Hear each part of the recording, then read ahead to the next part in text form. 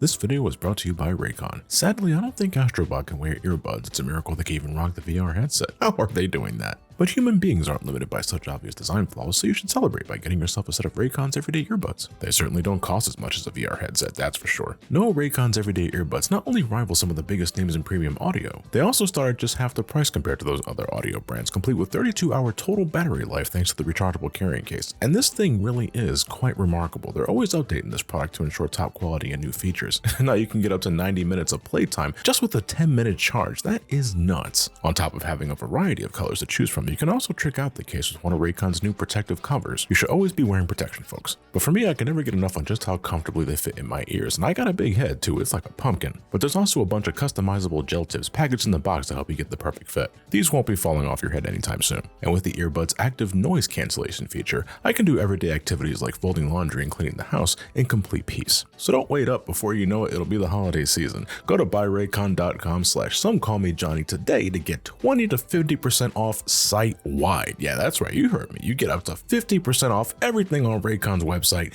when you go to buyraycon.com/Somecallmejohnny. Good God. Thanks as always for helping support my channel. It means more to me than you'll ever know, truly. Now let's continue on with the show.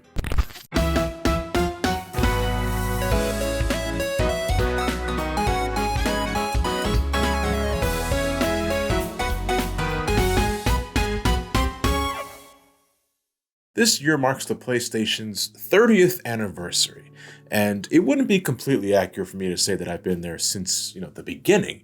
As you all know from that PlayStation 1 video I made all those years ago, my PlayStation journey began in 1996 when I was, collecting all those PlayStation Underground samplers and getting my first taste of Crash Bandicoot. It's been a roller coaster full of peaks and valleys that would take all day to explain. I don't regret it for a second, but one thing I have been noticing as the generations come and go is that I've been finding it harder to justify, getting that new PlayStation for the next gen.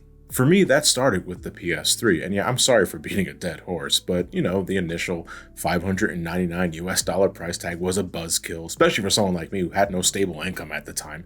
But even with the PS4, and especially the PS5, at this point, I was becoming primarily a PC player, because more often than not, I can just get the game I was really looking forward to on a PC. And if I was getting a console version of a game, it was usually as a means to have easier access to record it, like for a review for this channel, or a Let's Play on SGB, or a live stream on Twitch. It was more about content creation and less about recreational activity, less about brand loyalty and more about convenience. But it wasn't just about that, and this might be more contentious for some, but I've been growing more and more disinterested in Sony's first-party lineup because on the surface, and I want to stress on the surface because at the end of the day I haven't played most of these games yet, it looked like it was all becoming more homogenous. I see all of these award-winning games, stuff like The Last of Us, God of War 2018 and Ragnarok, Horizon Zero Dawn and Uncharted, and I'm like, I know this is just a sign of the times changing. These games are massive successes and tons of people love playing them, and I hope they continue to enjoy them. But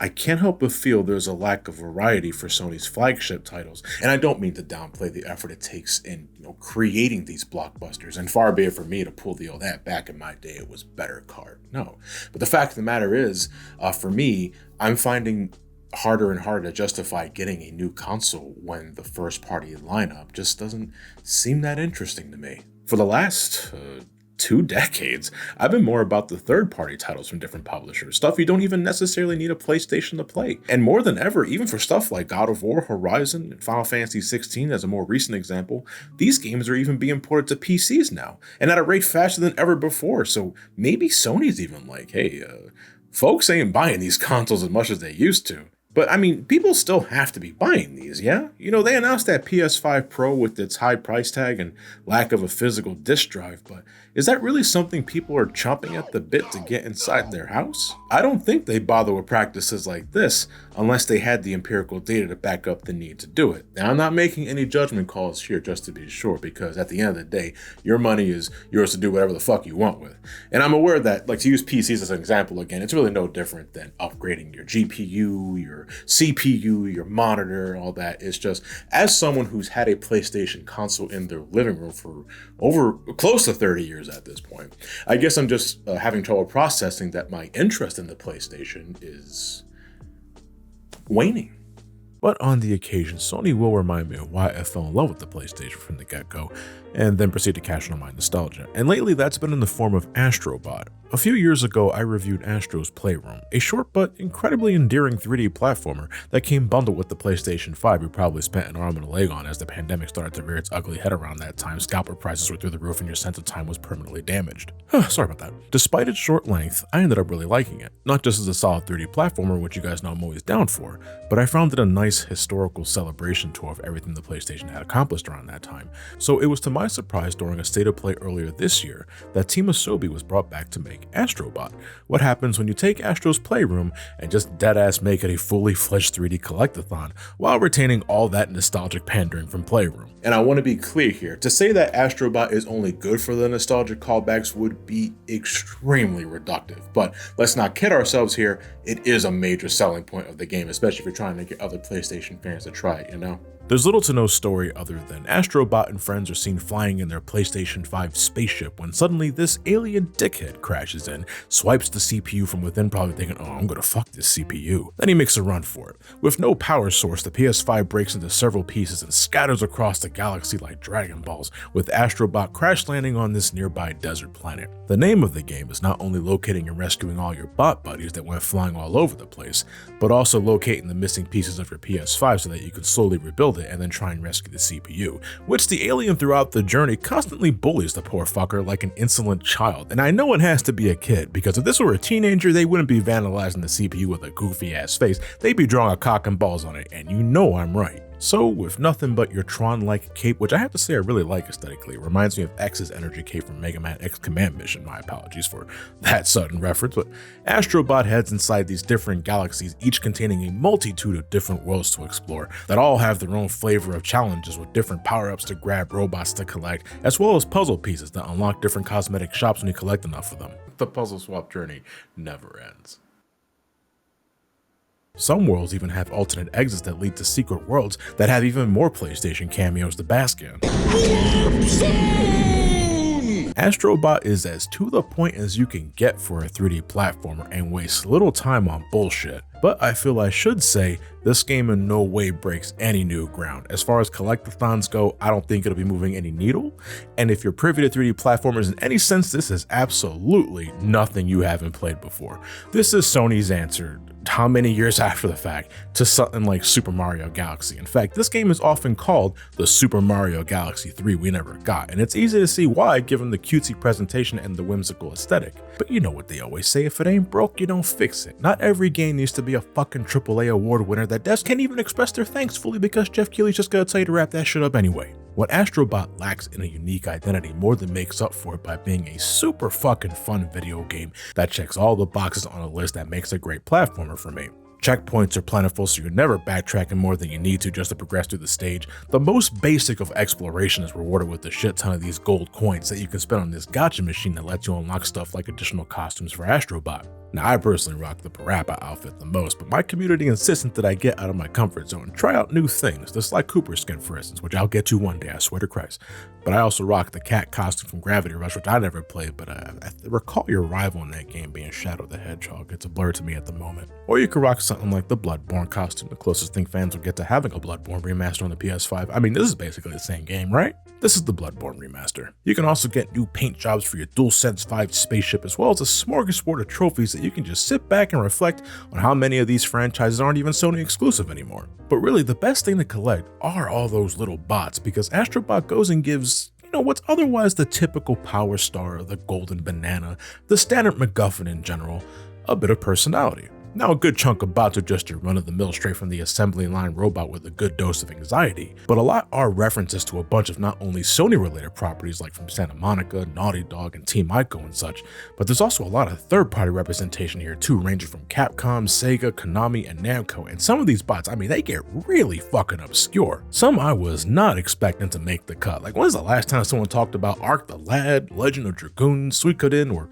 Persona 5? Sure enough, I'm playing the game. I got my moments where I'm rescuing some of these guys and I'm like, oh, Samanosuke from Onimusha, give me another game. And holy shit, that's Captain Rock from Motor Toon Grand Prix. And I understand, you're playing this game, it's very easy to be all like, I clapped when I saw it. This is one of Astro Bot's main appeals and it's easy to dunk on it. But I also see the value in the conversation, the reminiscing. I recorded the entirety of this game with my community Discord, The Subject, which you can get access to by signing up to my Patron or by being a Twitch sub over my Twitch page.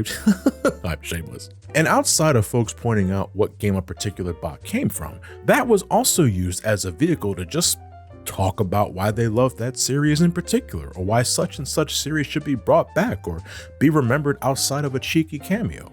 Folks were just having fun talking about their love of these franchises, celebrating what is it about them that they enjoy so much, and if you ask me, you can't get that kind of value from your typical Power Star from Mario or an Hourglass from A Hat in Time, so I really must commend Team Asobi for giving players a reason to collect these things outside of completion purposes. Assuming you're not reading a guide, you really don't know who you'll run into next, and I found that exciting. And certainly that factor loses its appeal after the first playthrough, I'm aware.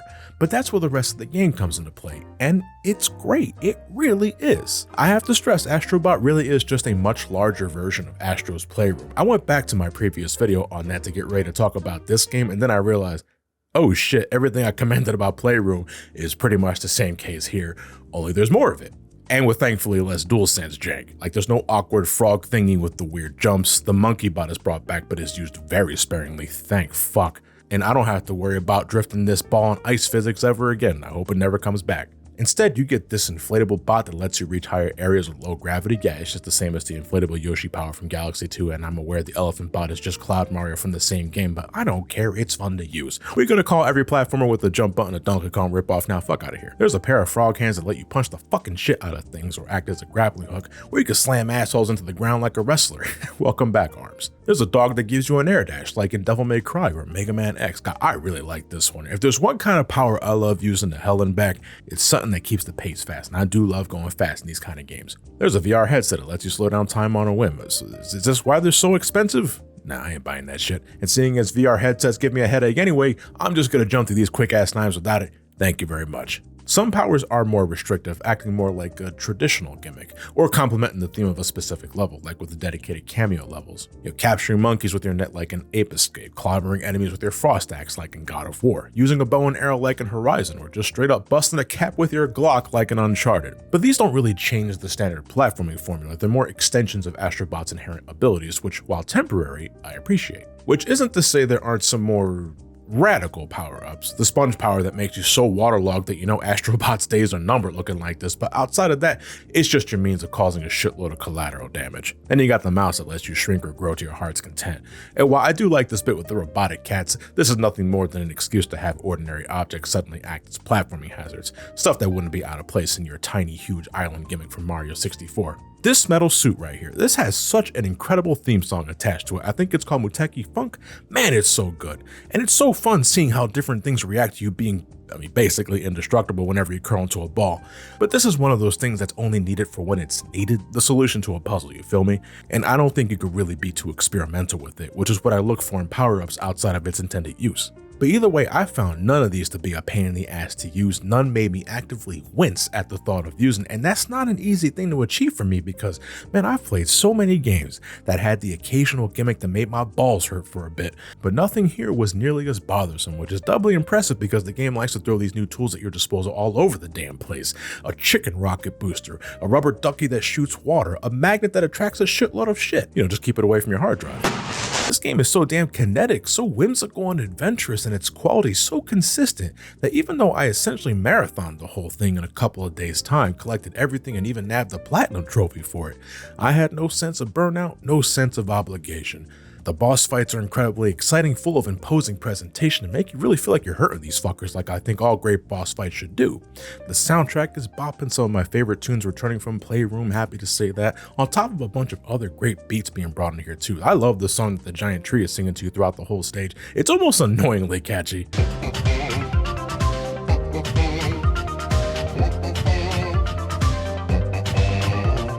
Got to mention Muteki Funk again, the song that plays when you're using the metal suit the first time. Like, it's short, but it's so good, man. It sounds something right out of Sonic Adventure.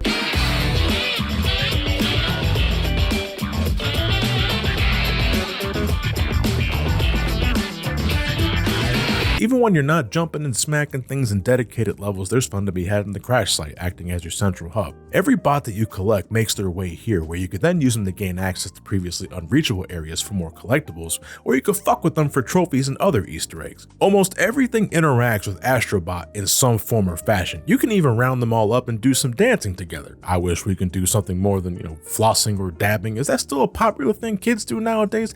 I'm genuinely asking because I honestly have no fucking clue. The only major sticking point, and I'm being completely serious here, there was only one level I actively did not like. It was one of the optional PlayStation levels. The stage is based on the 4 face buttons: triangle, square, circle, and X. No, I don't care if it's actually pronounced cross. That's a fucking X. These are meant to be the really challenging levels, containing some of the most precise platforming asked from the player.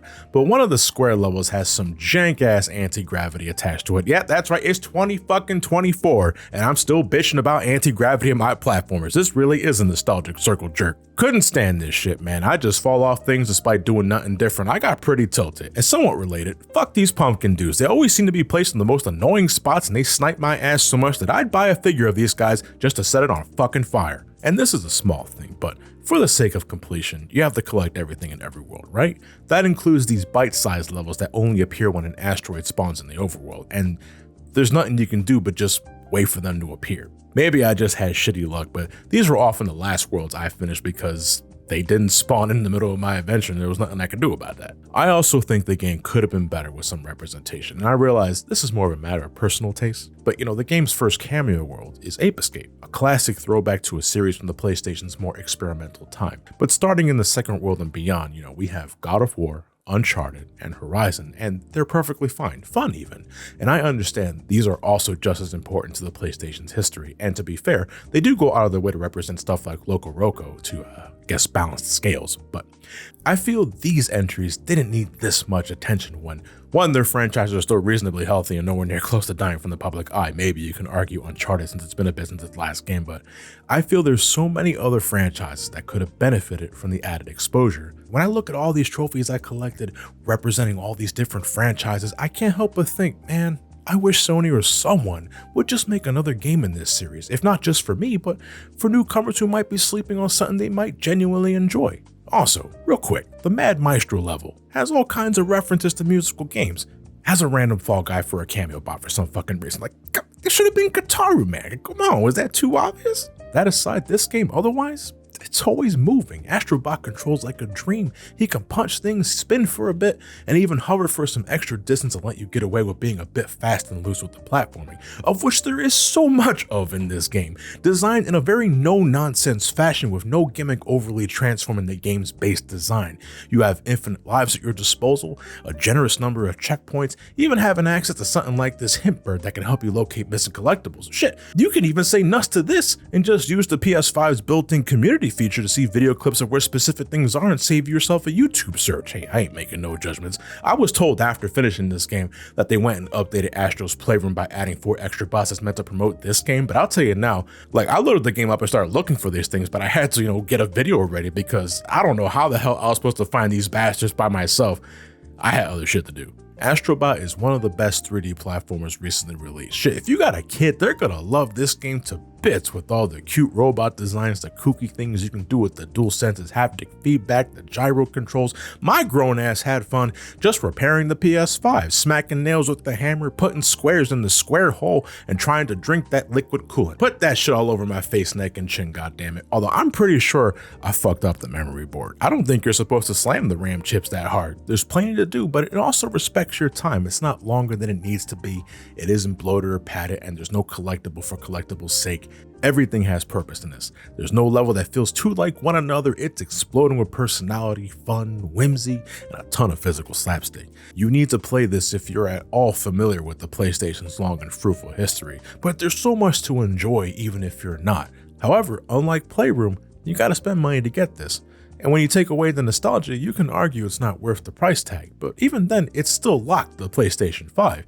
At least, it's locked to the PlayStation 5 at the time of this video, because who knows, it might get a PC release if other first-party titles are anything to go by. But even several years after the release of the PS5, I know more than a handful of folks who still don't find the need to have this console, and well, I feel that's a whole ass other conversation to be had, but I do hope the positive reception this game has received has shown Sony and the others that there's still plenty of folks who can appreciate an honest-to-God 3D platformer that doesn't require a AAA budget or hyper-realistic graphics or an incredibly unhealthy game development cycle. Personality can go a long way, and if we can start emphasizing that aspect of game design on top of, just bringing back these often neglected franchises, I think that's a win-win for me and folks that want that to happen. I think if they try hard enough, I can find that spark that made me the PlayStation fan I was to begin with. But time will tell if this is their plan going forward, or if this is a one and done just to get us to shut the fuck up. Well, I don't want to take too long with the closing thoughts here because, believe it or not, I actually have another Versus video in the docket that's going live in a couple of days. And part of that was because, I'm trying to keep the videos smaller for the time being until I get to, the next major video like Final Fantasy IX. But also because I had a bit of a scheduling snafu with a couple of sponsors, and that'll become more obvious when you see that video go live. But I hope you guys enjoy that anyway. And just real quickly, I want to thank again my community Discord, the Subshack, for joining me for my Astro Bot recording sessions. It was such a blast, just in terms of playing the game, just getting involved in the conversation and see you guys react to all the bots and flooding my channel with memes that may or may not distract me when I'm doing all those high-end challenges, but I love you all just keeping me entertained in more ways than one. Thank you all so much from the bottom of my heart. But anyway, let's get some more Patron shoutouts done, and if you're gonna just head off here, then I'll see you guys for the next video. To the patrons. All right, so shoutouts to more of my $10 patrons, and I'm using the phone today because I thought my iPad was charged. It is not. Stephen Wright, DFM, PSI Win, Wolfle D, Rodolfo Zarilla Rivera, Docking23, Tau, Fat Egg, XX, Robin41XX, that's a MySpace name, Dr. Disaster Dracula, Chaotic Meatball, Mysterious Mystery, Lon Max Dreyer, Spider Knife, Neo Sandman 4040, Leslie Molnar, Ryan Poe, Dylan aka Damn Lucky, Elidio, Stephen Nelson, The Max Cornlad, Masatsu Mike, Shogun, Nolan Thunder, Admiral Onichan, Rhythm and Tempo, Quote, Man with the Plan, Ninja Joe 1807, Mauritian, no, I'm sorry, is it Mauritanian Sahara? I am so sorry. Nintega 2000, Blaze Breed, Jack Silverson, Mega Beat True Blue Reviews, David Lee Smith, I am the PKM Master, I'm not trying, Jeremy Redinger, Real Seth 3, Jal Sal 95, Chris Fellow 21st Century Guy, Wilfred Summers, Bear from the Moon, Harry +2, The Gag Reflex, I like the honesty, Loisy X, Khaled Al Sumari, Tyler Wilson, Sonic Mania 2099, I didn't know they made that many, John vs. World, that takes me back, Jonah Hankins, Ratchet Bomber, Orcasia, or is it Orcasy, Sammy the Bull 08000, J Rolf, Alex Denti, Mac Z 2021, Damon Montoya, Caddy, Pixel Addy, Napod 91, Zygon, Jeremiah Dele, man, The Loyal Paladin, Darren Young, Seamus McAaron, Giovanni Powell, Mr. Roche, Chato Talks, Podunku, Timu Kalasto, KANU, is that Kanu 1997, TK the Ink Boy, ET83 Tater, Lakes, I probably mispronounced that last one, Lake Superior, EMC Men, That Gamer Caleb, Fusionator 1400, Adam Tompkins, Jesus Mancio, and finally for today, 9Zilla2. I think that might be a reference to a kaiju in some form or fashion. I'm not entirely sure, but more Patreon shoutouts to come. Again, to reemphasize, I got another video like in the docket that'll be live in a couple of days after this. So more Patreon shoutouts to follow in that one. As always, thank you all for watching. Stay safe out there. Have yourselves a fantastic night and take care.